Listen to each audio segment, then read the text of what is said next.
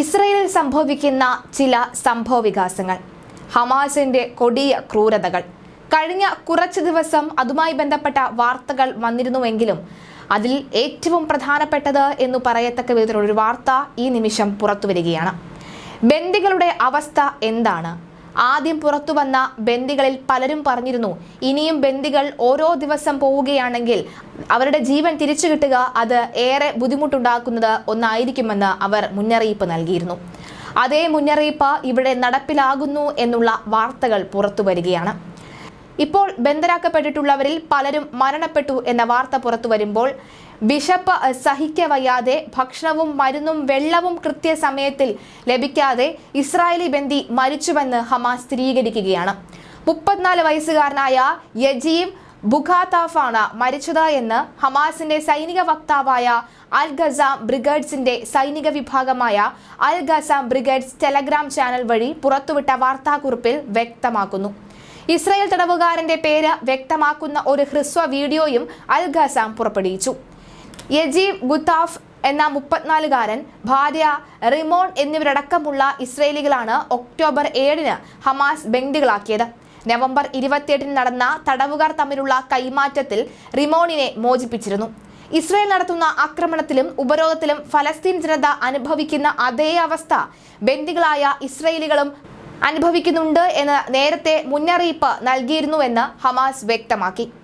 പട്ടിണിയോടൊപ്പം തന്നെ ഭക്ഷണത്തിന്റെയും മരുന്നുകളുടെയും ദൗർബല്യം, പകർച്ചവ്യാധികൾ അടക്കമുള്ള അസുഖങ്ങൾ പലരുടെയും ജീവന ഭീഷണിയായി മാറുകയാണ്.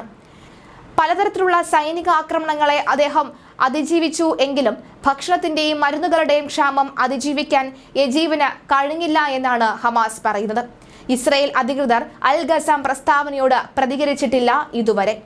വടക്ക് കിഴക്കൻ ലബനനിലെ ബൽഖയ മേഖലയിൽ ഞായറാഴ്ച പുലർച്ചെയും ഇസ്രായേൽ പ്രതിരോധ സേന വ്യോമാക്രമണം നടത്തിയതായി പ്രാദേശിക ലബനീസ് മാധ്യമങ്ങളെ ഉദ്ധരിച്ച് ടൈംസ് ഓഫ് ഇസ്രായേൽ റിപ്പോർട്ട് ചെയ്യുന്നു. ഒക്ടോബർ 7-ന് ബന്ദികളാക്കിയ ഇസ്രായേൽ സൈനികരടക്കമുള്ള 253 പേരിൽ 105 സിവിലിയന്മാരെ നവംബറിൽ ഹമാസ് വിട്ടയച്ചിരുന്നു. 4 പേരെ അതിനു മുൻപും മോചിപ്പിച്ചു. 3 ബന്ദികളെ IDF മോചിപ്പിക്കുകയും 11 ബന്ദികളുടെ മൃതദേഹങ്ങൾ കണ്ടുകിട്ടുകയും ചെയ്തിരുന്നു ഇതിന് തൊട്ട് മുൻപ്. ബാക്കി 130 പേർ ഇപ്പോഴും തടവിലാണ്. അതിലാണ് കഴിഞ്ഞ ദിവസത്തെ മരണം. ഇതിൽ പലരും കൊല്ലപ്പെട്ടതായും IDF സ്ഥിരീകരിച്ചിട്ടുണ്ട്.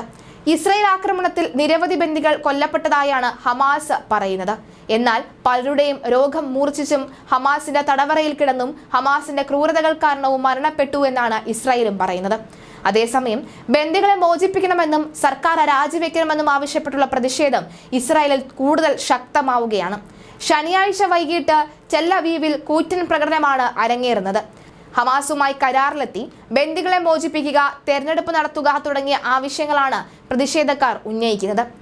വാരാന്ത്യത്തിൽ വടക്കൻ Israel Hezbollah missile, rocket, drone ആക്രമണങ്ങൾ നടത്തിയതിനെ തുടർന്നാണ് ആക്രമണം. ഹിസ്ബുള്ളയുടെ ശക്തി കേന്ദ്രമായ ബാൽബെക് ഇസ്രായേൽ അതിർത്തിയിൽ നിന്ന് ഏകദേശം 100 കിലോമീറ്റർ അകലെയാണ്. യുദ്ധത്തിനിടയിൽ ഇത് 4-ാം തവണയാണ് ബാൽബെക് മേഖലകളിലെ ഹിസ്ബുള്ള സ്ഥാനങ്ങളിൽ ഇസ്രായേൽ ആക്രമണം നടത്തുന്നത് എന്ന് ടൈംസ് ഓഫ് ഇസ്രായേൽ റിപ്പോർട്ട് ചെയ്തു.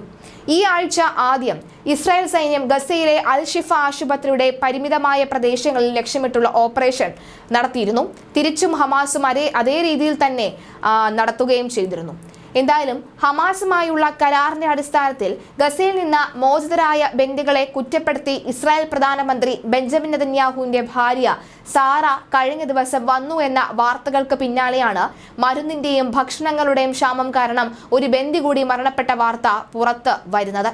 മോചിതരായ ആരും തനിക്കും ഭർത്താവിനും, അതായത് ഇസ്രായേൽ പ്രധാനമന്ത്രിക്കും ഇതുവരെ നന്ദി പോലും പറഞ്ഞിട്ടില്ല എന്നാണ് പ്രതിപക്ഷ അംഗമായിട്ടുള്ള സ്വകാര്യ സംഭാഷണത്തിനിടെ സാറ കുറ്റപ്പെടുത്തിയതെന്ന വാർത്തയാണ് പുറത്തു വരുന്നത്.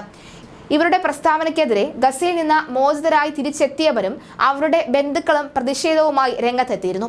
ബന്ദികളെ തിരികെ കൊണ്ടുവന്നതിന് സാറ നെതന്യാഹു ഉത്തരവാദിയാണ് എന്നതിൽ തനിക്ക് സന്തോഷമുണ്ടെന്ന ബന്ദിയായ ഈ മദൻ സൗക്കറുടെ മാതാവ് ഐനവ് സൗക്കർ പരിഹസിച്ചിരുന്നു. എന്റെ മകനെ തട്ടിക്കൊണ്ടുപോയതിന്റെ ഉത്തരവാദിത്തം അവർ ഏറ്റെടുക്കുകയാണെങ്കിൽ ഞാൻ സന്തോഷവതിയായേനെ. മദനെ തിരികെ കൊണ്ടുവരാനുള്ള ഉത്തരവാദിത്തം അവർക്കാണെങ്കിൽ അതിലും ഞാൻ സന്തോഷവതിയാണ് എന്നാണ് അവർ മാധ്യമങ്ങളോട് പ്രതികരിച്ചത്.